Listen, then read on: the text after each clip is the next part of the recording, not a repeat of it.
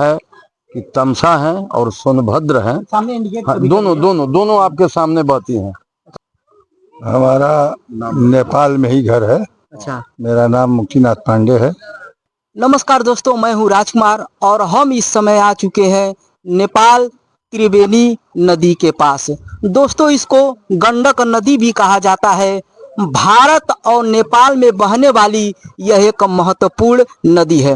दोस्तों, मैं आप लोगों को बता देना चाहता हूं, जो भी नदियां निकलती हैं हिमालय की तलहटी से निकलती हैं और त्रिवेणी नदी के अगल बगल जितने भी गांव हैं, जितने भी शहर है, नारायणी नदी के पास जितने भी गांव है, जितने भी शहर है, उन लोगों के लिए यह नदी एक जीवन नदी है और उन लोगों को कभी भी पानी की कमी नहीं होती है। तो इसका नाम त्रिवेणी धाम क्यों पड़ा, तो आइए पारसनाथ तिवारी जो यहीं के रहने वाले हैं, नेपाल के रहने वाले हैं, उनसे कुछ जानकारी प्राप्त किया जाए।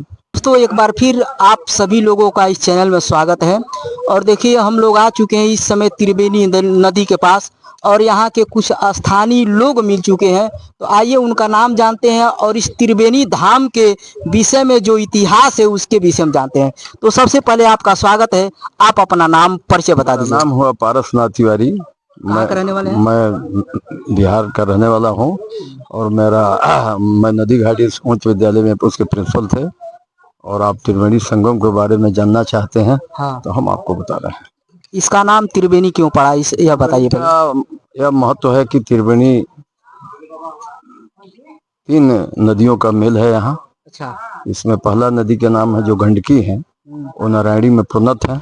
उनके बारे में भी बताएंगे कि इसमें इसी नारायणी में शालिग्राम प्राप्त होते हैं जो यहाँ से मुक्तिनाथ तक मिलते हैं। इसी नदी में, दूसरे कहीं नदी में नहीं प्राप्त होते हैं। दूसरा है कि तमसा है और सोनभद्र है। सामने इंडिकेट हाँ, दोनों आपके सामने बहती हैं।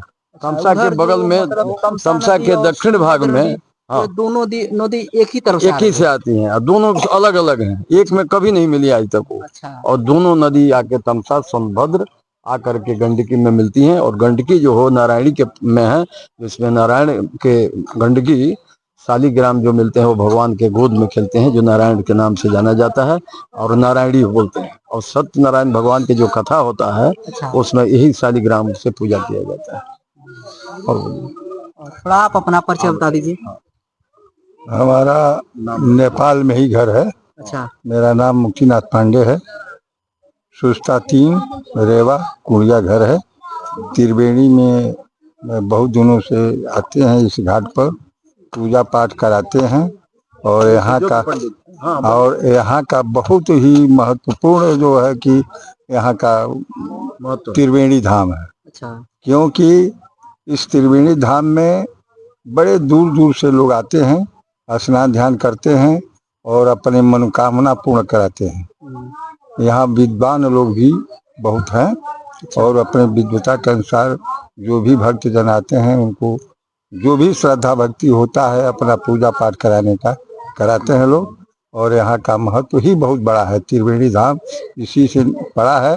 3 नदियों का संगम से ही त्रिवेणी धाम पड़ा है।